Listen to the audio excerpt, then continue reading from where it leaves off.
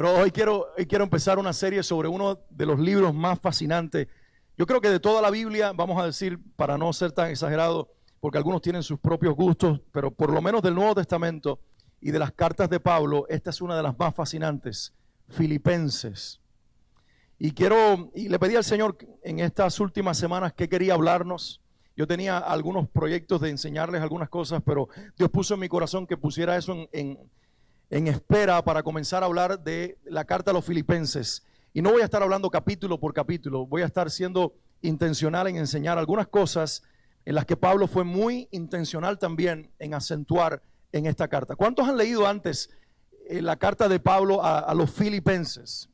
¿Sí? 2, 3, 4, 5, 6, 7, 10 personas. El resto se lo recomiendo que en esta temporada lo leas y lo vuelvas a leer. Son pocos capítulos, se termina fácil, pero cada semana léelo, reléelo y vuélvelo a leer, porque como es palabra viva, dice Hebreos 4:12, que la palabra de Dios es viva y es eficaz. Di conmigo, es viva y es eficaz. Y como es viva, es eficaz. Es decir, es viva porque cobra vida cada día de acuerdo al propósito de lo que Dios quiere decirte.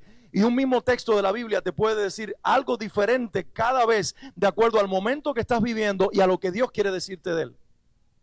Por eso nosotros no podemos ir con una mentalidad tradicional a la palabra de Dios, de querer siempre escuchar lo mismo y ver lo mismo, o que lo que Él le dijo a generaciones pasadas también lo esté acentuando sobre esta, porque un solo pasaje de la Biblia puede hablarle diferente a una persona sentada aquí hoy y también a la que está a su lado, y ser la misma palabra de Dios. Claro que al final nos tiene que llevar en la misma dirección, que es una sola, darle gloria a Dios. Si alguien puede decirle amén a eso, estamos de acuerdo. Si estamos en desacuerdo, podemos estar en desacuerdo, pero quisiera que si el Señor te está sembrando algo, puedas decir amén con todo tu corazón. ¿Por qué se llama la carta a los Filipenses? Bueno, muy sencillo, porque esta gente vivía en una ciudad que se llamaba Filipo. Filipo fue el padre del gran Alejandro Magno, Alejandro el Grande, y Filipo de Macedonia, en honor a él se hizo esta ciudad. Una ciudad relativamente pequeña, pero extremadamente importante. A algunos de ustedes, ¿cuántos les gusta la historia? A mí me fascina la historia.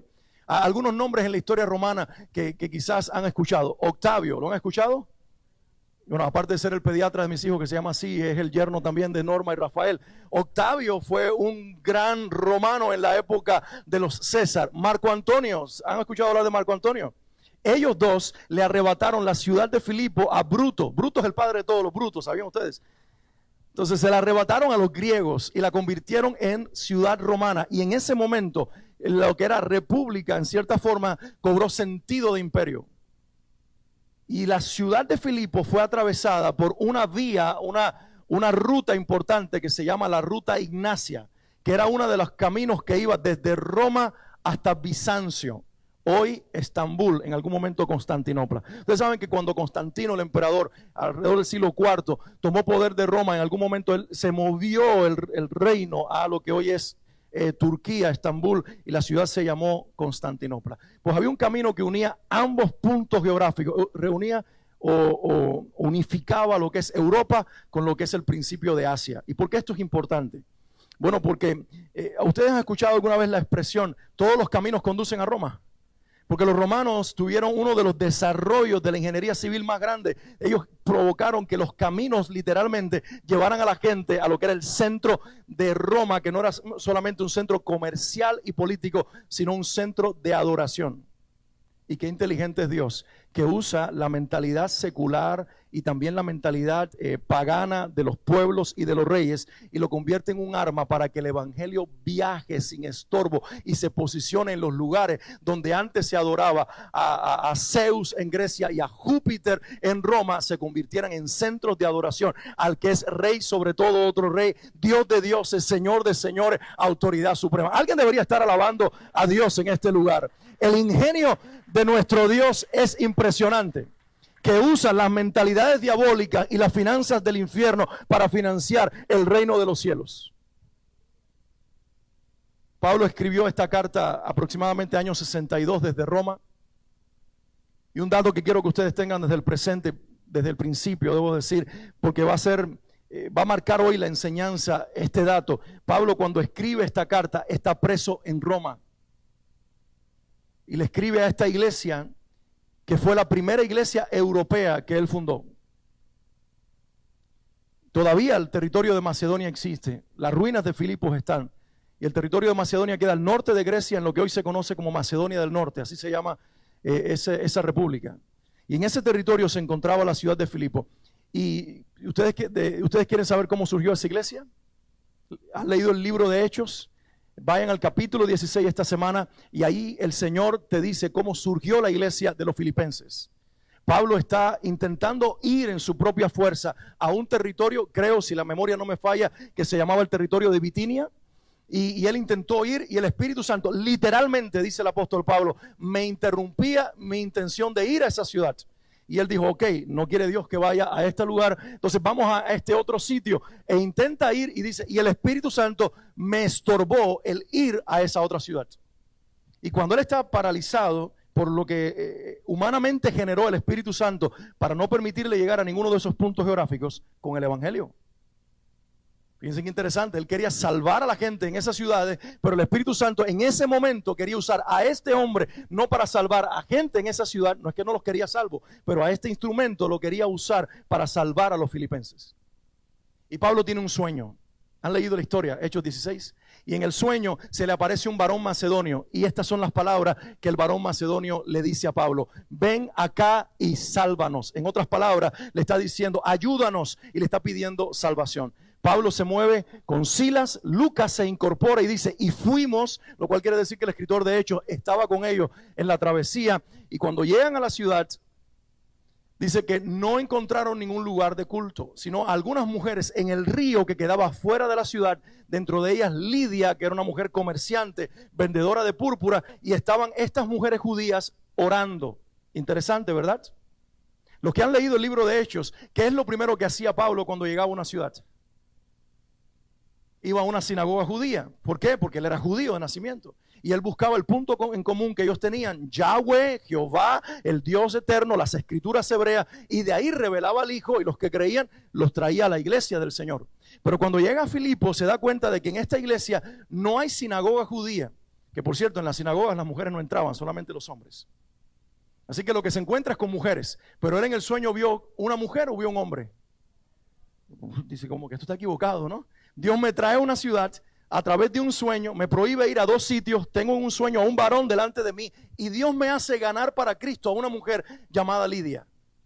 La ciudad no tiene sinagoga porque cuando estos dos hombres, Marco Antonio y Octavio, conquistaron la ciudad, la convirtieron en una ciudad romana. De hecho, de las ciudades griegas que pertenecían al Imperio Romano, era una de las pocas que no hablaban griego, sino latín. Entonces eran extremadamente romanos y el odio hacia los judíos ya se estaba exacerbando en Filipo, que más tarde sería también en Roma la causa de la expulsión de los judíos cuando la quema de Roma. Así que esta gente no tenía sinagoga, quizás el judaísmo era prohibido y por eso estas mujeres casi clandestinamente están en un río en las afueras de la ciudad orando al Dios de Israel y allí se le revela Cristo y Lidia viene a la salvación.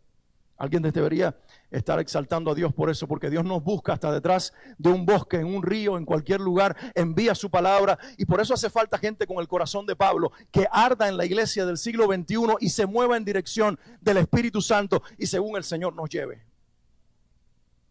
Ahora Pablo entra a la ciudad y cuando entra a la ciudad dice que por algunos días una muchacha que estaba poseída por un demonio y que tenía espíritu de pitón, espíritu de adivinación. Esta muchacha iba sirviendo los intereses de unos comerciantes que la usaban para leerle el futuro a la gente. Está en el libro de Hechos, capítulo 16. Solamente te estoy contando lo que la Biblia dice. Y para muchos de ustedes es aburrido porque ya lo conocen. Pero es fascinante lo que aquí ocurre, porque dice, ella venía detrás de Pablo y de Silas y iba diciendo, estos son siervos del Dios Altísimo y predican en su nombre. Oye, eso es propaganda, ¿no es verdad?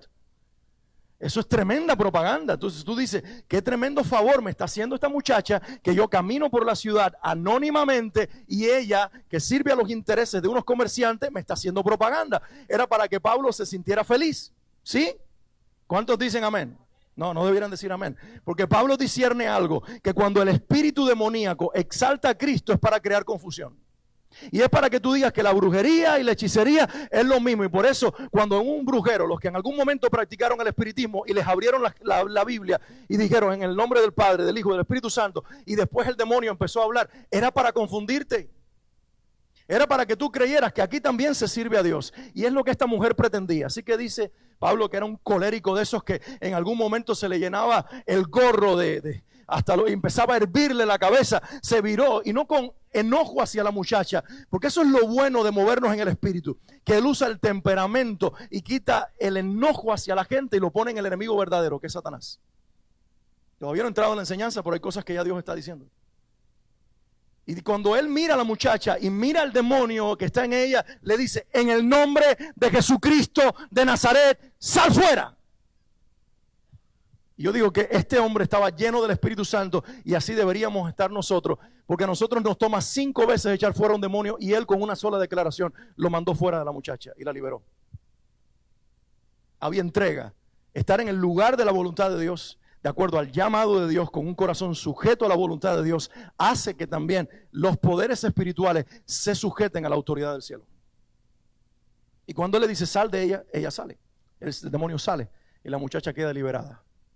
Pero le tumbó el negocio a los que vivían de la muchacha. Así que se enojaron, tenían poder adquisitivo, hablaron con los poderes políticos. ¿Y dónde terminaron Pablo y Silas? En una cárcel. Amarrados en la cárcel de extrema seguridad, en el fondo de la prisión. Se cree que ahí había una cloaca y había agua albañal que corría, que los ratones estaban en aquella habitación extremadamente oscura, y cuando ellos sentían cosquillas no era la circulación, sino un ratón que estaba soplando para morderles. No estoy jugando, se dicen los historiadores que era cierto, sí. Ellos están amarrados en un cepo, y la postura en un cepo es doblada hacia adelante, y las manos están junto con los pies dentro de unos orificios que comprimen 2 pedazos de madera. Y en esa posición extrema, cuando ellos están allí con dolor físico, los han golpeado 39 golpes en la espalda, le dieron, los metieron encadenados y además están doblados en el cepo. A medianoche comienzan a alabar a Dios. El Señor nos está mostrando hombres de Dios que no actúan de acuerdo a las circunstancias, sino hacen que las circunstancias se sujeten a quienes son ellos en Cristo y a quien es Cristo en ellos. Nosotros en el siglo XXI necesitamos de condiciones que sean muy propicias para tener ánimo para alabar. Y vengo aquí y te digo, alaba conmigo, y tú dices, pero no puedo pagar la cuenta de la agua todavía porque no tengo dinero, y me estás pidiendo que alabe. Y el otro dice, y me estás pidiendo que me ponga de pie y me duele la cadera. Y el otro está poniendo, cada uno poniendo su situación delante de Dios. Pablo está golpeado, Pablo está quebrado, Pablo está en un cepo, pero ahí mira a Silas y le dice, vamos a hacer lo que tú y yo sabemos hacer mejor que nada. Antes que predicar, alabar. Y comienzan a cantarle himnos al Señor, y eso provoca un terremoto. Por si estabas esperando que todo cambiara para alabar, entiende que alabas cuando todo no ha cambiado, porque es tu alabanza la que hace que las cosas cambien a favor de los intereses del reino de Dios, no tanto tuyo sino del cielo. Deberías darle un aplauso al Señor.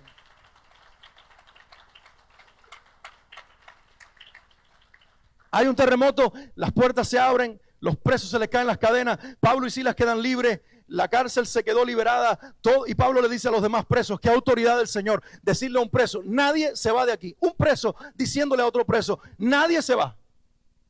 Y le hacen caso. Y se quedan allí, y el carcelero viene, se va a matar, y Pablo le dice, no te mates, aquí estamos todos. Y el hombre que tenía su casa junto a la prisión, que escuchó hacía un rato los cantos de alabanza de estos hombres, que eran una forma de exaltar a Dios y de predicar el evangelio a la vez, viene y les dice de rodillas, ¿qué puedo hacer para ser salvo? ¿Cuál era el sueño de Pablo? Pasa a Macedonia y sálvanos. ¿Quién se lo pidió? ¿Una mujer, Lidia, o un varón macedonio? Y ahí tenemos a un varón macedonio de rodillas suplicándole a Pablo, sálvanos. Esperó el Señor un proceso de varios días, salvar a una mujer junto al río judía, liberar a una muchacha en el pueblo y luego meterlo en una prisión para conocer al hombre de su sueño, en el mejor sentido de la palabra. Y allí, conociendo a este hombre, diciéndole, sálvanos, le dice, cree. Hechos 16:31, la iglesia se lo debería saber de memoria. Hechos 16:31, cree en el Señor Jesucristo y serás salvo tú y tu casa. Y dice que este hombre lo llevó a su casa, le lavó las heridas, y su mujer, sus hijos, sus sirvientes, sus parientes y sus subalternos, todos conocieron al Señor y fueron inmediatamente bautizados en el Espíritu y en agua. Alguien diga amén.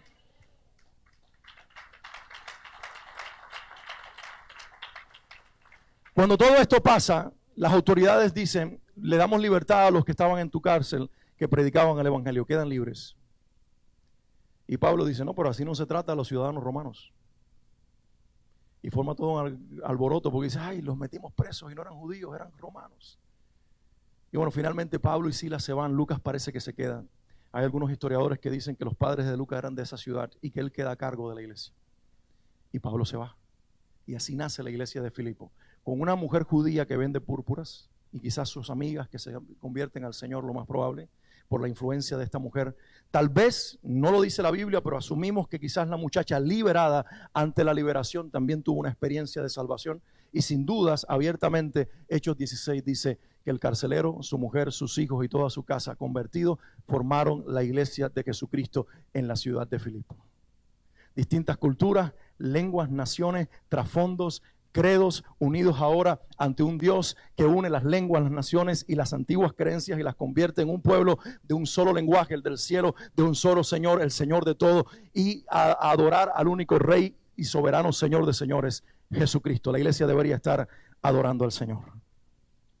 Esa es la gente a la cual Pablo le escribe.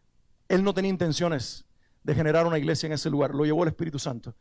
La primera iglesia de Europa nace por iniciativa de Dios. La iglesia nace por iniciativa de Dios. La iglesia nace por iniciativa de Dios. Lo voy a decir una vez más. Las iglesias que perduran y las iglesias que viven para la gloria de Dios nacieron primero en el corazón de Dios y luego en el de los hombres. Y eso es lo que trasciende. Si vamos a hacer una iglesia que alcance décadas por delante y propósitos en Dios, tenemos que ser una iglesia que en el corazón de Dios hay una forma de IC Miami, que Él diga: ese es mi diseño para ese sector de Kendall y para esa gente que estoy agrupando alrededor de un estilo, de un ADN, de una forma, de un propósito para exaltación de mi nombre y proclamación de quién soy yo. Se trata de Dios en nosotros, solamente de Él.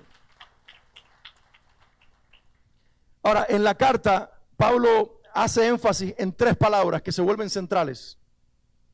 Yo me dediqué en esta semana a señalar en mi Biblia cuántas veces usó estas tres palabras el apóstol Pablo en la carta a los Filipenses.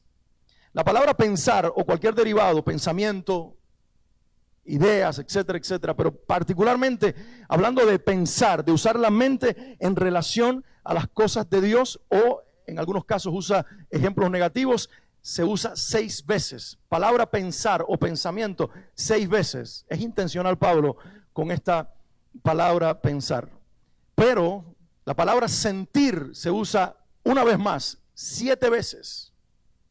Entonces casi compite esta carta por ser una carta donde el tema de sentir, tener el sentir de Cristo, sentir como el Señor, se vuelve casi principal.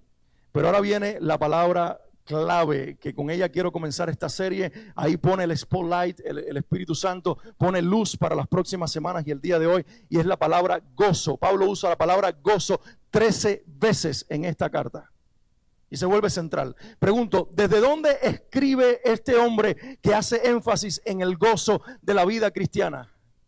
Pablo está preso, por eso esta serie se titula Filipenses, experimentando a Dios en todo tiempo.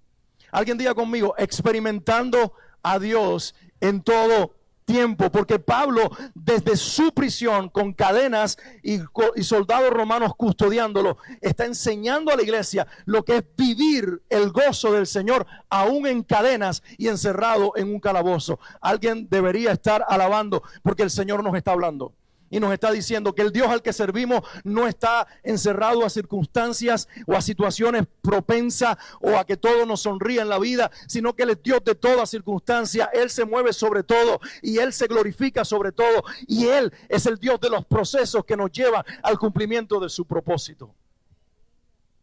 La palabra gozo en el Nuevo Testamento, saben que el Nuevo Testamento se escribió en griego, ¿verdad? No soy experto, así que tengo que ir a buscar a los expertos y ver qué palabra se usó. Y la palabra gozo en el Nuevo Testamento y en esta carta es la palabra griega charo o caro. C-H-A-R-O con una acentuación en la O, se pronuncia caro. Y hay una palabra similar que es raíz para esta palabra gozo, que ustedes quizás la han escuchado más en labios de nosotros, y es la palabra caris o cariz. ¿Sabe qué significa? Dice la Biblia allí en Efesios 2, 8 y 9, porque por gracia sois salvos, por caris de Dios. Caris significa gracia, significa regalo que tú recibes que tú no te merecías. Hoy es tu cumpleaños, juez. It's not your birthday, no? But I want to give you my phone. I'm just kidding, okay? It's an example, okay? Doesn't matter. This is iPhone 8. It's not brand new, okay?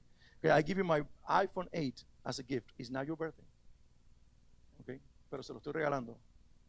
Entonces, eso quiere decir un regalo que él no ha hecho nada para merecerlo, porque no me trata muy bien, no me compra desayuno, no me trajo café. He's not doing nothing. I'm just kidding. Pero lo que quiero ilustrarte con esto, que la gracia de Dios es Dios extendiéndose hacia alguien, dándonos algo o a alguien que tú y yo no nos merecíamos.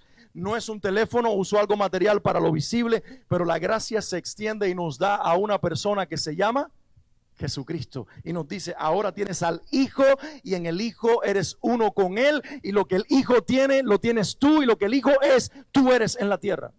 No en divinidad, pero sí en propósito. Amén. Eso es gracia. Hay otra palabra en el Nuevo Testamento que se deriva de gracias, y es la palabra carisma. Dones. Porque los dones del Espíritu son un cariz, son un regalo del cielo. Entonces amamos el carisma de Dios, porque son los regalos del cielo para equipar a la iglesia y expresar a la iglesia. Y ahora nos encontramos con una palabra parecida, que es la palabra caro o caro. Es la palabra gozo. ¿Saben qué significa? Alegrarse en la gracia. El gozo en el Nuevo Testamento es alegrarse en la gracia. Digan todos conmigo: alegrarse en la gracia. Digan: alegrarse en la gracia. Pastor, ¿y qué significa eso? Significa que ahora tú estás en una situación donde, no sé, te está yendo aparentemente mal, pero tú dices: no, esto no me destruye, porque yo estoy parado en la gracia de Dios. Yo estoy viviendo el propósito de Dios. Si se rompió el carro, esto va a resultar en un propósito que va a glorificar a mi Padre y traer bendición para alguien más, aparte de mi persona. Porque tú comienzas todo a filtrarlo a través de una vida que ahora existe para los propósitos de Dios. Gozo en la gracia. Entonces, ok, ¿estamos listos para recibir ahora sí el mensaje del primero? Solamente voy a usar un pasaje, un versículo de Filipenses. Les dije que solamente vamos a estar siendo intencionales en encontrarnos con algunos textos donde esté la palabra gozo, por lo menos en la primera parte de la serie. Filipenses 1:4 dice, la nueva versión internacional, y está apareciendo en pantalla, dice: en todas mis oraciones por todos ustedes siempre oro con alegría. La versión del 60 usa la palabra gozo y dice: siempre en todas mis oraciones rogando con gozo por todos vosotros. Alguien diga conmigo: orando con alegría. Díganlo así más como la versión del internacional lo dice: oro con alegría. La versión del 60 dice: rogando con gozo. Que Dios nos hable en este día. Vamos a orar un momento. Padre, en el nombre de Jesús, habla a nuestros corazones. Siembra la palabra precisa, específica, puntual que quieres darnos por el Espíritu Santo a través de esta declaración de tu palabra. Orar con alegría, orar con gozo. Señor, en el nombre de Jesús, enséñanos el secreto detrás de esta expresión simple aparentemente que está en tu palabra, pero llena de vida y de transformación para nosotros. Recibimos tu palabra y decidimos desde ya, en este momento, aprender y entrenarnos para orar cada día con alegría y orar con gozo en el nombre de Jesús. Amén y amén. Di conmigo: orando con alegría. Y uso el intercambio de palabras porque alguien dijo, y me pareció muy interesante, que el gozo es un fruto del Espíritu Santo. Por eso es una raíz en sí misma es el regalo, porque así como los dones son un regalo para operar y manifestar la presencia de Dios, los frutos son un regalo del Espíritu para manifestar el carácter de Dios. Alguien debería estar anotando esto. El don sirve para manifestar el poder de Dios, el fruto sirve para manifestar el carácter de Dios. Entonces la iglesia fracasó por un tiempo en que hubo congregaciones de carácter y hubo congregaciones de poder, pero llegó el tiempo en que el Señor está uniendo ambas cosas y está generando una iglesia que tiene carácter y poder de Dios manifestado en una sola. Carácter y poder de Dios, fruto y don manifestado en uno solo. Alguien dijo, el gozo es un fruto que el Espíritu Santo pone en nuestro espíritu. ¿Dónde recibimos la obra de Dios? En el área de nuestro ser que se llama el espíritu, que se despierta cuando venimos a Cristo. Nosotros somos espíritu, alma y cuerpo. Por eso quiero hablar en esta serie de gozo, de sentir y de pensar. Porque el gozo es un fruto depositado en nuestro espíritu que tiene el propósito de expresarse a través del cuerpo, a través de la alegría, pero para eso hace falta cristianos que en el alma sientan correctamente y que con la mente piensen correctamente para tomar decisiones en el cuerpo que glorifiquen a Dios. ¿Se dan cuenta de la unidad del Señor? Y en esa dirección vamos. A provocar gozo del Espíritu en nuestras vidas, que pueda provocar el sentir de Cristo en nuestra alma, los pensamientos en nuestra mente que se traduzcan en acciones y así espíritu, alma y cuerpo sirvan a los propósitos de Dios. Pero volvemos a la frase clave hoy, orando con alegría. ¿Por qué es importante esta frase? ¿Has orado alguna vez con alegría? A ver, todos los que saben orar con alegría, levanten su mano un momentito. No estoy diciendo que tu mujer se llama alegría o que tu tía se llame gozo. Yo oro con gozo todos los días, yo oro con alegría, mi mujer es alegría y mi tía es gozo. No hablo de eso. Estoy diciendo que tú ores con gozo del Señor y con la alegría de Dios. Migdalia, no te voy a provocar más porque si no terminamos. Entonces, levanten su mano los que han orado de esta manera. ¿Okay? Ahora, siendo muy honesto, ¿cuándo oras así? Cuando el jefe te dice, mira, un bono por fin de año y tú sales, ¡aleluya! Señor, qué bueno eres. ¿No es cierto? O cuando compraste el carro nuevo y te subes a él y todo prende así, ¡bum!, te vas y estás tan feliz con tu carro que vas por el palmetto y sabes que en esta ciudad nadie se mira sino para ofenderse, pero ahí tú bajas el cristal y le dices al que está al lado tuyo, ¡Dios te bendiga! Estás alegre, ¿verdad? Y estás en el carro orando con alegría porque tienes un carro nuevo y dejaste la carcacha, el transportation que antes tenías. O porque estabas soltera y te enamoraste y te casaste y al fin llegó el príncipe azul. Exacto, amarillo, porque a veces es un chino el que te encuentra en el camino, ¿no? Entonces no. Pero llegó y estás alegre. Entonces, ¿qué quiero decir con estos ejemplos? Que oramos con alegría cuando nos pasan cosas buenas. Pero este hombre que está enseñando esto y que él es el que está diciendo, no pido que ustedes oren con alegría, les estoy enseñando mi ejemplo, yo oro con alegría, lo está escribiendo con corazón sincero, modelando su carácter y su práctica de vida, no desde el mejor lugar y el mejor momento de su vida, sino desde una prisión en Roma, donde más tarde confiesa que tenía mucha tristeza en algunos momentos que lo estaban consumiendo, pero esa tristeza era aplastada por la persona del Espíritu Santo que le impartía gozo y lo llevaba a orar con alegría en él y para la gloria de Dios.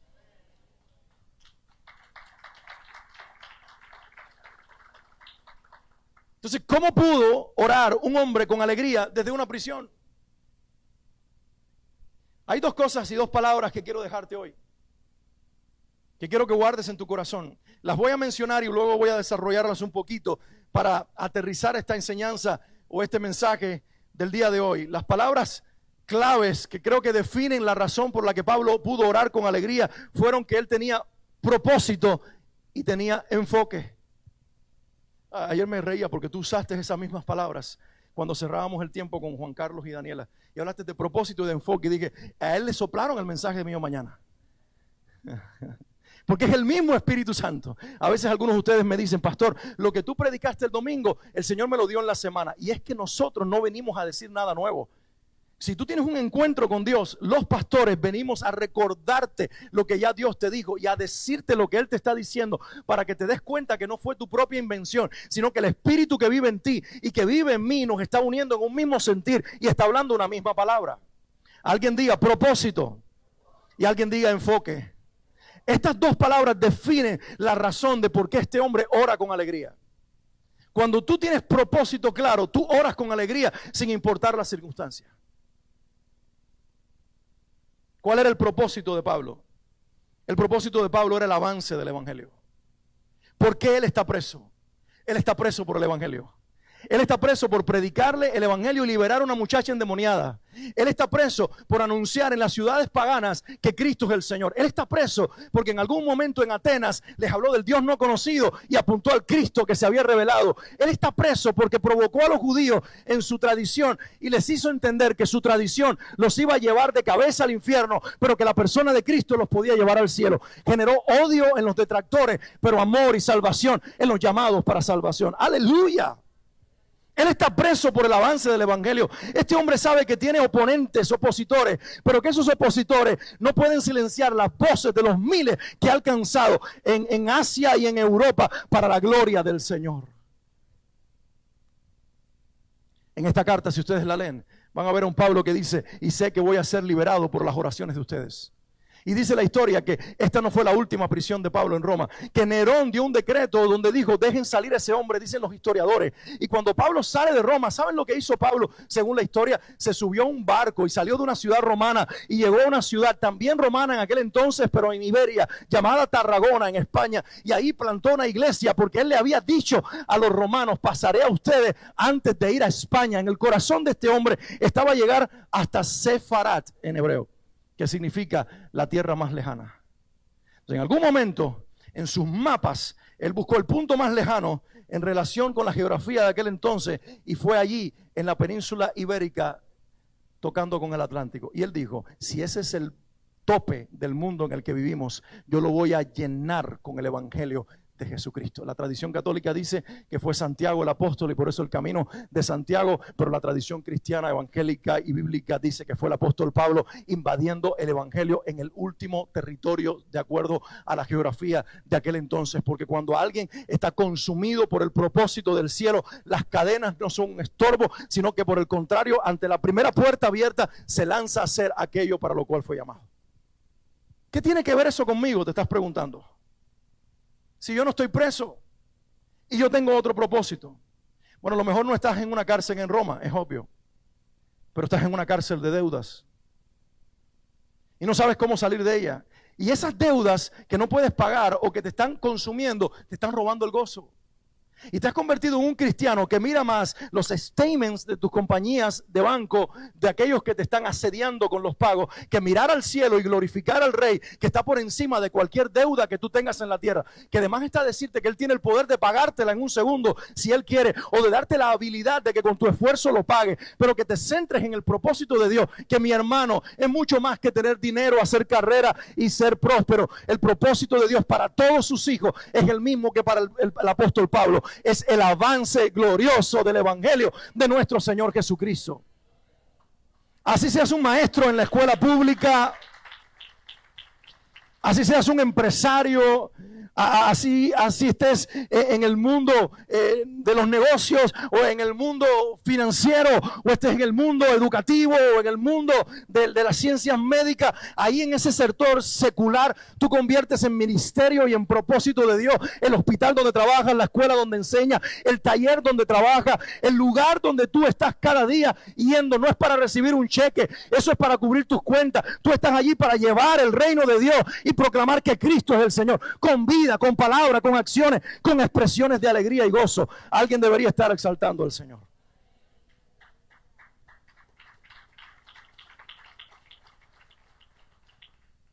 En el versículo 12 de Filipenses 1, Pablo dice: hermanos, quiero que sepan que en realidad lo que me ha pasado, ¿qué fue lo que le pasó? Está preso. Lo que me ha pasado ha contribuido al avance del evangelio. ¿Se dan cuenta por qué ahora con alegría?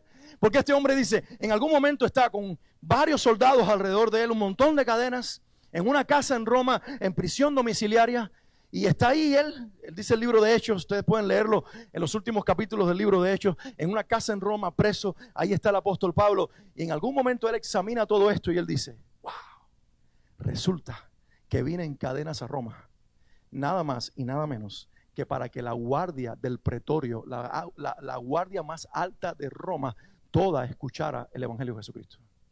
Lean Filipenses. Él dice, él menciona el pretorio, eso es una guardia romana de alto nivel. Pablo le predicó a cada uno de estos soldados. Y cuando está terminando su carta, en el saludo acostumbrado del apóstol, dice, y todos, escuchen esto, todos los de la casa del César le saludan. Le minó a Nerón. Le minó a Nerón la casa, se la llenó de cristianos, le servían agua y bendecían al emperador. Con razón quemó Roma para sacar a los cristianos, porque el emperador no podía contra aquellos que habían invadido aún el imperio más poderoso de la tierra. Porque los imperios más poderosos de la tierra se someten ante el nombre más poderoso del universo, el Señor Jesucristo. Y si tú y yo creemos eso, no importa el título que tengas, la posición que ocupe, puedes ser el más humilde zapatero, vas a poner de rodillas a los reyes de la tierra si el poder de Dios está contigo y tú has creído que tu propósito es avanzar el reino de los cielos. En el mismo Filipenses capítulo 1, pero los versículos 20 al 21, Pablo dice, mi ardiente anhelo y esperanza es que en nada seré avergonzado, sino que con toda libertad, ya sea que viva o muera, ahora como siempre, Cristo será exaltado en mi cuerpo, porque para mí el vivir es Cristo y el morir es ganancia. Esa es una de las frases aquí más conocidas de la carta a los Filipenses. Por cierto, una de las cartas que más frases famosas tiene, y esta es una de ellas. Para mí, digan conmigo, el vivir es Cristo y el morir es ganancia. Este hombre, iglesia amada, vive para la gloria de Dios. Escúchame, no hay depresión, no hay desánimo cuando tú vives para la gloria de Dios. Cuando tú vives para ti, tú estás contando los centavos. Ay, no me alcanza. Ay, el carro no me gusta. Ay, la casa ya no me cabe. Ay, no tengo muebles nuevos. Ay, que salió el iPhone nuevo y no lo tengo. Ay, ay, ay. Y todo el tiempo estás en ay, ay, ay. Y lo que te vuelves es un experto en queja. Pero cuando tú estás en el propósito de Dios, tú puedes tenerlo o no tenerlo. No importa. Si sirve para los propósitos de Dios, que venga todo lo nuevo, toda la tecnología, todo lo que Dios quiera poner en tus manos. Pero todo lo pones al servicio de la gloria de uno solo. Porque ahora tu alegría, tu gozo, tu vida está en darle la gloria a tu Rey. Que se despierte una iglesia que viva para el propósito, el avance del evangelio, la gloria de nuestro Señor Jesucristo. Alguien diga propósito. Hoy oro en el nombre de Jesús que tú puedas encontrar tu propósito en el Señor. No es difícil, tu propósito es el mismo de Pablo y el mío. Hacer avanzar el evangelio. Él era apóstol, yo pastor y tú eres un creyente, pero todos hijos de Dios con un solo llamado: dar a conocer a Cristo. Por vida o por muerte. La segunda palabra que les dije es la palabra enfoque. Enfoque. Y el enfoque de Pablo era el avance espiritual de los creyentes. Su propósito, avanzar el evangelio. Su enfoque, que la vida de Dios avanzara en los creyentes. ¿Lo vieron? ¿Lo entendieron? Su propósito, que el evangelio como predicación avanzara. Pero su enfoque es que la vida de Cristo en los creyentes también avanzará. Porque el que tiene un llamado de Dios quiere que los demás crezcan en el Señor. ¿Cuántos tienen un llamado de Dios aquí? No me miren a mí porque dicen, no, el pastor, no, el líder, no, Daniel, no, aquel otro, no, el otro. No. Todos tenemos un llamado de Dios. Todos estamos en Cristo. Hoy tienes que vestirte con la armadura del Señor, decir soy un soldado de Cristo, hoy tengo la espada en las manos, hoy tengo el escudo de la fe, hoy me levanto en el nombre de Jesús, hoy voy a hacer que alguien por causa de mi inversión en su vida avance en la vida cristiana. Por eso tú no puedes ser un cristiano de domingo o un cristiano que durante la semana esté ahí solamente dominado por el control remoto cambiando canales. Tú no puedes solamente usar las redes sociales para poner el steak que te comiste. Tú no puedes, tú tienes que comenzar a ser intencionales con tus redes sociales, tienes que comenzar a ser intencionales con los textos que mandas por WhatsApp, que mandas por mensajería de texto, por los correos electrónicos que escribes, por todo lo que usas ahí en las redes sociales, a través de la tecnología o en persona, toque personal a cada uno. Tenemos que ser muy intencionales porque puede servir para detener o para avanzar la vida de Dios en otra persona. ¿Lo recibiste? El propósito, que avance el evangelio. Enfoque, que avance espiritualmente cada creyente.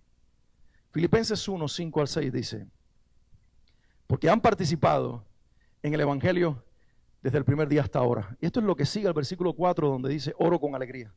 Y él dice oro con alegría y dice porque han participado en el evangelio desde el primer día hasta ahora. Y estoy convencido de esto, el que comenzó, esta es otra frase famosa de Filipenses, el que comenzó tan buena obra en ustedes, la irá perfeccionando hasta el día de Cristo Jesús. Dice la versión del 60, estoy persuadido de esto, que el que comenzó en ustedes la buena obra, la perfeccionará hasta el día de Jesucristo. Uso nueva versión internacional porque usa el presente continuo, y así lo escribió el apóstol Pablo. Él te perfecciona hoy, como lo hizo ayer, y te perfeccionará mañana como lo hizo hoy, porque Dios está trabajando todos los días en nosotros, poniendo algo más de su Hijo para que algo más de su Hijo sea visto en nosotros. ¿Lo recibiste?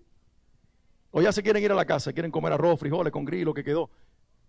¿O todavía quieren alguna cosita más de la verdad de Dios? Ya los voy a dejar ir, pero di conmigo enfoque. Y él dice, este es mi enfoque, que la vida de Cristo que comenzó en ustedes, por eso oro con alegría. Oro con alegría porque veo en ustedes a Cristo. Y oro con alegría porque la semilla que sembré del Evangelio está produciendo la obra del Espíritu Santo en ustedes de forma indetenible. Y ustedes están sin parar participando conmigo del Evangelio. Él los llama participantes. Ustedes han participado. La palabra allí es un derivado de koinonía, comunión. Ustedes tienen comunión conmigo, pero implica la variación que él usa, que ellos han sido participantes financieramente. Son la única iglesia que ha venido desde el principio que ocurrió su surgimiento. Le mandan dinero a Pablo, se lo mandaron a Tesalónica, se lo están mandando a Roma con Epafrodito. Esta gente dice, te apoyamos en oración, seguimos predicando el evangelio en nuestra ciudad, pero nuestros bolsillos sirven a los intereses de tu apostolado. Esta gente está metida con todo en el reino de Dios. Cristo está avanzando en ellos y Pablo se goza en ver a Cristo mostrado y modelado en sus vidas. Cuando tú tienes esa mentalidad, tú no te deprimes.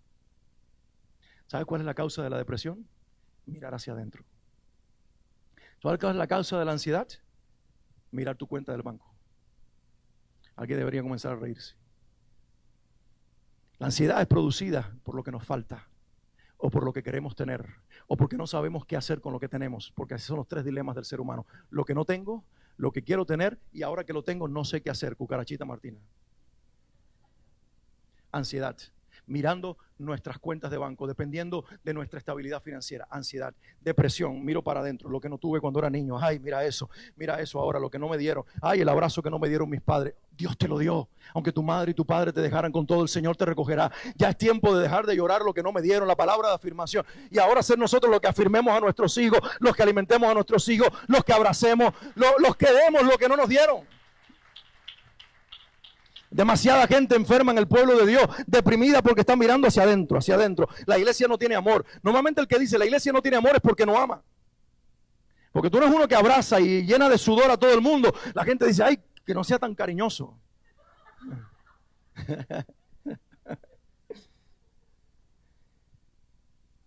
Aleluya. Entonces, vamos a escuchar a este predicador que más... él predica... A ver, déjame ver un momentico, qué es lo que dice. Es el apóstol Pablo que resucitó, hermanos. Ríanse un poquito, así a ver si se llenan de gozo. No te preocupes, Rebe. Dice que hoy tenemos teléfonos inteligentes. No sigo con el dicho porque puede ser como... Ok, Filipenses 1:7 dice, es justo que yo piense así de todos ustedes, porque los llevo en el corazón. Pues ya sea que me encuentre preso o defendiendo y confirmando el evangelio, todos ustedes, una vez más uso esta expresión, participan conmigo de la gracia que Dios me ha dado. Este hombre lleva solamente 20 y tantos años, aproximadamente 24 años de ser cristiano. Y eso me tocaba muy fuerte a mí esta semana, porque yo llevo 27 años de ser cristiano. Y él en tan solo 24 años de ser cristiano avanzó mucho más que nosotros. ¿Cuántos llevan 30 años en el Señor? Digo, no sientan vergüenza ahora porque dicen, yo. Los que llevan 35 años de ser cristianos, a ver, déjame ver las manos un momentico, o 20 años, o más de una década. Y este hombre viene viviendo esto desde el principio. Este hombre tiene desde el encuentro en Damasco con la presencia de Cristo.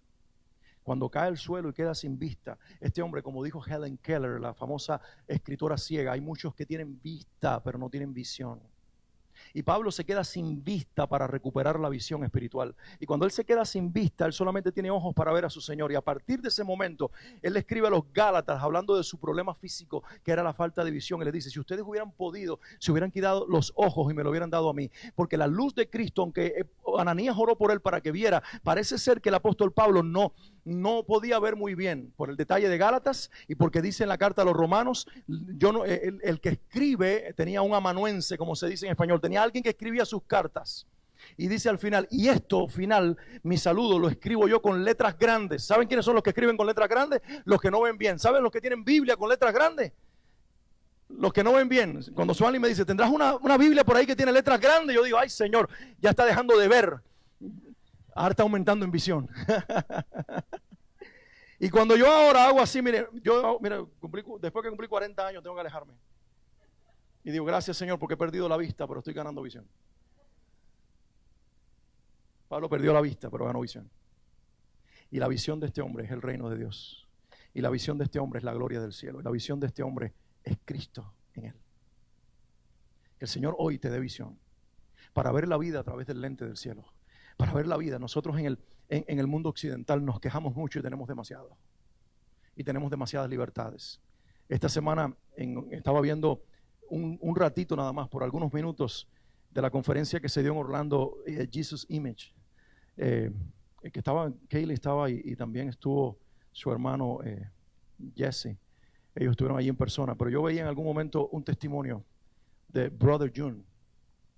Brother June es un líder exiliado que tuvo que ir a Alemania, huyendo de China, porque cuando él tenía 16 años, bajo el gobierno de Mao Zedong, el gobierno comunista, uno de los más crueles gobiernos comunistas, prohibieron que los misioneros extranjeros, europeos y americanos, estuvieran en el país y sacaron a todos los predicadores del evangelio del país, pero su mamá había escuchado algo del evangelio a través de un predicador. Y cuando su papá, en medio de esa represión comunista, cae enfermo de cáncer, su mamá recuerda algo de aquel Jesús del misionero. Y entonces ella le habla a su marido enfermo de aquel Jesús de los misioneros. Y resulta que por alguna razón ese Jesús de los misioneros en labios de una china inconversa produce fe en el enfermo y él se sana de cáncer. Se sanó de cáncer y se estaba muriendo. Y su hijo de 16 años, ante esa experiencia de la sanidad de su padre, tiene un encuentro con el Dios de la Biblia, con el Jesucristo que ya no es historia, es realidad. Y sale por las calles con 16 años y le dice a la gente, yo quiero hablarte del Cristo de los misioneros que sanó a mi papá cuando mi mamá le habló de Jesús. Y cuando él está en las calles predicando el evangelio, Cristo mismo le habla y le dice, y te usaré para que prediques mi evangelio. Y lo llama y él regresa a su casa y le dice a la mamá, mamá, Jesús se me apareció en persona. Y Jesús me habló y me dijo que me va a enviar a predicar. Y la madre le dice, no puede ser que Jesús te hable a ti primero que a mí. Jesús no te pudo haber hablado. Se la ganó el celo, porque así son los viejos. Los viejos no le dan, los viejos otros, ¿no? Cuando a ti te gana el celo, es porque ya no sabes quién eres. Entonces, la mamá finalmente entiende que su hijo tiene un llamado. Él empieza a predicar. Y él genera el movimiento de iglesias en casas más grandes clandestinas en China. Producto de esto, él estaba diciendo en el testimonio que en algún momento su esposa y él en prisiones separadas estaban presos y sus hijos estaban siendo llevados de casa en casa porque todos los padres estaban presos. Para que ustedes vean que nos quejamos por una goma pinchada y esa gente está pagando un precio impresionante. Entonces, este hombre estuvo 3 veces preso y el entrevistador le dice, hermano, en una conversación privada que tuvimos, usted levantó su pierna y me mostró las marcas de los grilletes de las cadenas que el gobierno comunista de China le puso en la prisión. Usted todavía tiene la cicatriz y usted me mostró la pierna desfigurada porque ellos se la rompieron a patadas. Pero cuando usted me mostraba eso, usted se sonreía. Y usted me lo decía con tanto gozo que yo dije, este chino está chiflado. Digo, aquel era gringo, no dijo eso, pero nosotros los cubanos le metemos algo siempre de arroz con pollo al asunto. Entonces, le dice, ¿cómo es posible que la pierna esté así y él esté dándole gloria a Dios? Y el chino empezó a cantar en su idioma una canción. Tremenda la canción y todo el mundo, ¿qué dice? Y él dice que la canción dice así, porque el evangelio es poder para salvación no me avergüenzo del evangelio, no me avergüenzo del evangelio. Y le dice, esa es la razón de mi gozo. Rompieron mi pierna, pero no quebraron mi espíritu. Me metieron en una cárcel, pero no pararon a la iglesia que avanzaba poderosamente. Es un Pablo en el siglo XXI. Y dice, y en mi tercera prisión, en algún momento, llorando por mi experiencia y diciéndole al Señor, Padre, ¿qué será del avance del evangelio en China? El Espíritu Santo le habló. Porque miren, entendí algo al escuchar a Brother John, que los que se pelean por si hay milagros o no y viven en Occidente, los que viven en Oriente viven de milagros. No sé si lo entendiste. Los que viven en la ventana 1040 asiática, Irán y los países perseguidos, los que viven en la China comunista, en la Corea también comunista, ellos no andan preguntándose si los milagros terminaron con el canon del Nuevo Testamento. Esa gente le cree a Dios y dicen, el de Pablo es mi Dios. Y el Espíritu Santo le dice, levántate. Pero él tiene la pierna rota. Él dice, Señor, pero tengo la pierna rota. Levántate y camina y sal de la prisión. Señor, tengo la pierna rota y la cárcel está cerrada. Pero si tú lo dices, haré lo que tu palabra dice. Y se levantó y la pierna rota le funcionó. Y dice, con razón los tendones de Swanley rotos le empezaron a funcionar. Porque es el mismo Dios que está obrando en China y aquí. Y entonces, Swanley me decía que alguien con mucha fe se le acercó, no de aquí de la iglesia, alguien que vino de visita, qué bueno que no es de la iglesia, pero con mucha fe se le acercó y le digo, ¿y qué vas a hacer? Y dice, bueno, por el momento estoy esperando lo que Dios vaya a hacer y después que, pero estoy creyendo que Dios me va a hacer caminar. Y le digo, oye, pero también existen los médicos. Y dice, sí, yo pido lo mejor y después voy a los médicos. Fuimos a los médicos al comienzo, no negamos el uso de los médicos, pero ¿por qué siempre tenemos que matarle la fe a la gente diciéndole que va a tener que pasar por una cirugía si a lo mejor Dios la interrumpe? Como lo hizo ahora. Vaya, solamente por un paréntesis que quería yo hacer. Pero el hombre se levanta con la pierna rota. Y cuando le hace así a la puerta se abre. ¿Ustedes han leído eso en alguna parte? Hechos capítulo 12. Pedro está en prisión. La iglesia hace oración por él. Y cuando la iglesia ora, capítulo 12 de Hechos, ustedes deberían beberse el libro de los Hechos. Porque el Señor quiere reproducirlo en nuestros días. Los jóvenes han estado comiéndoselo durante los viernes. Y lo están saboreando. Hechos capítulo 12, está Pedro en la prisión preso y está la iglesia orando por él. Y cuando hacen oración por él, viene un ángel y le dice, levántate Pedro, sal de la prisión. Y lo saca a la calle y lo pasa por 4 guardias, 4 sistemas de guardia que lo están protegiendo. Y cuando sale a la calle, finalmente se da cuenta de que no es una visión y que está libre. Ni él mismo se lo creía. Y cuando Pedro llega a la iglesia, que había estado orando por la libertad de Pedro, y la muchachita que escucha, Ródela, lo que él dice, viene corriendo y dice, es Pedro, dice que le abra la puerta. No le abras la puerta, que es un fantasma. Ellos no dijeron eso. Ellos dijeron, a lo mejor es su ángel. Pues somos tan espirituales que somos capaces de bajar a los ángeles antes de sacar a alguien de la prisión. Y finalmente Pedro entra y les dice, el Señor hizo un milagro. Y no era la primera vez. Hechos capítulo 4. Juan y Pedro están presos. Y dice que cuando ellos están presos, el Señor los saca de la prisión y al otro día los que los tenían presos dicen, no están. Y viene alguien y les dice, están en el templo y les predican otra vez a los judíos. Está en tu Biblia. Pero lo que pasa es que nosotros convertimos al Dios de nuestra palabra, Dios vivo, en un Dios histórico. Y dijimos, lo hizo con los apóstoles porque era generación apostólica. Y digo, ¿en qué momento murió la generación apostólica?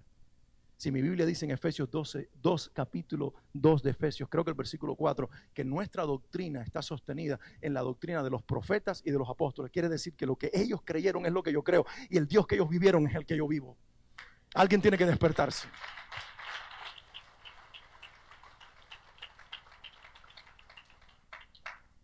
Y el chino entonces con gozo avanzó y clandestinamente terminó yéndose, tuvo que irse porque si no lo iban a matar. Y terminó emprendiendo su ministerio desde afuera de China, generando un movimiento que se llama Back to Jerusalem. Back to Jerusalem es un movimiento que de regreso a Jerusalén. Él lo que hizo fue trazar una ruta, así como la ruta que unía Roma con Bizancio o Constantinopla, Estambul, en los días de los filipenses. Hay una ruta que une a la China continental con el área del Mediterráneo hacia el borde de Jerusalén. Y él muró eso en el mapa y él dijo, esta es un área donde están la gente más perseguida y donde menos iglesias hay en esta área del mundo. Nosotros, y se sumó un movimiento que se llama así, Back to Jerusalem, nosotros vamos a poner una iglesia al menos en esta franja, desde China hasta Jerusalén, y estaremos llevándole de regreso el evangelio al lugar donde nació, poniendo una iglesia en cada lugar donde es perseguido para la gloria de Dios Padre. Me botaron de China, pero no me sacaron del propósito de Dios. ¿Y por qué les cuento esto? Porque nuestra fe en América tiene que ser alimentada por el testimonio de gente que está viviendo un Cristo vivo, mientras tú y yo estamos diciendo, ¿qué es mejor, pan francés o pan cubano? Mantequilla o margarina, ¿ayuno o no ayuno? ¿Ayuno con steak o... Señor, de arroz voy a ayunar, pero churrasco sí. ¿Ustedes creen que yo no estoy oyendo lo que ustedes dicen mientras yo hablo? El Espíritu Santo me está diciendo todo. Que se crea él. Yo el café con leche por la mañana y la tostada no hay quien me lo quite. Como si fuera yo el que lo estuviera proponiendo. Es el Señor. Es juego. Ustedes no dijeron eso. Es la iglesia de al lado. Yo lo escuché.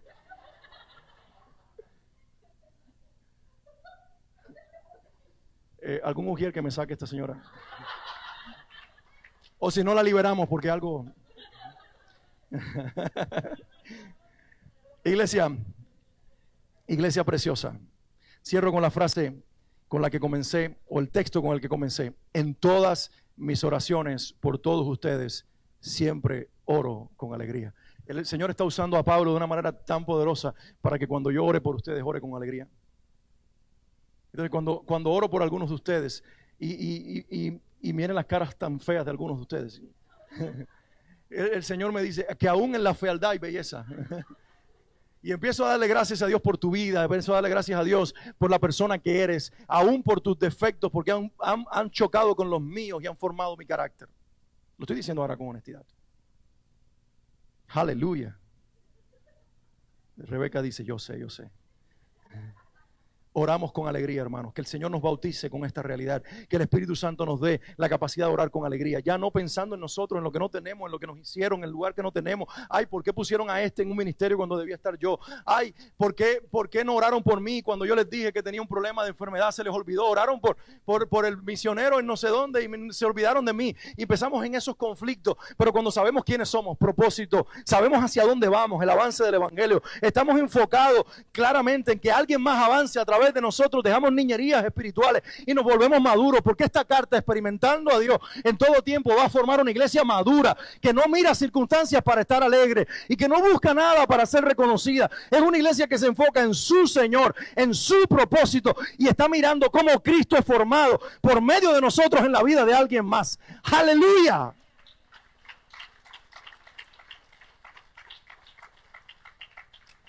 John Stott, el teólogo inglés que murió hace algunos años, dicen que es el padre del evangelicalismo, pero John Stott, no sé, este hombre escribió una frase que a lo mejor lo superó a él, pero es increíble lo que él escribió. John Stott dijo, Jesús, antes de mandar a la iglesia al mundo, mandó al Espíritu Santo a la iglesia. Oh, lo voy a decir una vez más porque solamente Norma la vi que decía que sí y otro más, pero de ahí en fuera los demás se quedaron como diciendo, ¿qué fue? Lo leo una vez más. Jesús, antes de mandar a la iglesia al mundo, mandó al Espíritu Santo a la iglesia. Y una de las cosas que hace el Espíritu Santo es darnos gozo. Cuando yo veo que el gozo se va de la vida de un hermano en la fe, yo me preocupo. Porque cuando yo veo a un cristiano, ustedes pueden perder cualquier cosa, trabajo, pueden perder algo de su salud, pueden romperse sus relaciones más importantes, pero si a ustedes nadie le quita el gozo. Yo recuerdo la familia de Olga y de Jesús en medio de la cirugía de Jesús. Esta gente sí se dolió, padeció. Yo estuve con Olguita ahí toda la madrugada cuando aquellas máquinas estaban ahí aspirando cosas en el cuerpo de mi hermano. Y había una mezcla de fe y de preocupación. Y estábamos orando y orando. Pero mientras eso pasaba, yo veía que Dios les iba dando gozo. Y él no podía trabajar para pagar sus cuentas. Y Dios proveía, pero había paz. Y cuando tú ves que en medio de las pruebas de tus hermanos... Cuando vi a Yexenia verse ir de su vientre sus 12, ¿cuántos fueron, Yexenia? 12 hijos, ¿verdad?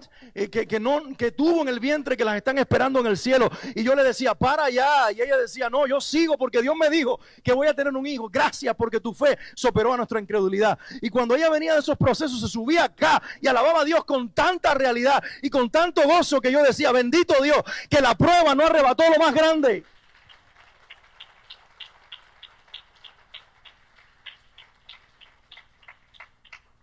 Porque en alguna parte de la Biblia dice que es el gozo del Señor, Nehemías, es el gozo del Señor nuestra fuerza.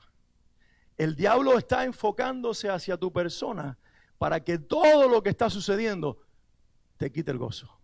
Pero Dios está enfocando su atención en el mismo momento hacia tu persona para que eso que Él diseñó, Satanás, para quitarte tu gozo, se convierta en la materia prima para producir un carácter que todos los días y bajo todas circunstancias y en todo momento tenga gozo y ore con alegría. Por eso, mi hermano, cuando tú veas a alguien que perdió el gozo en la iglesia, ora por esa persona, abraza a esa persona, ama a esa persona, clama hasta que reciba el gozo, porque el diablo hará inoperante una iglesia de gente que lo que celebra es un mortuorio, pero una gente que celebra resurrección, vida y se goza en el Señor, sin importar lo que están viviendo, son indetenibles.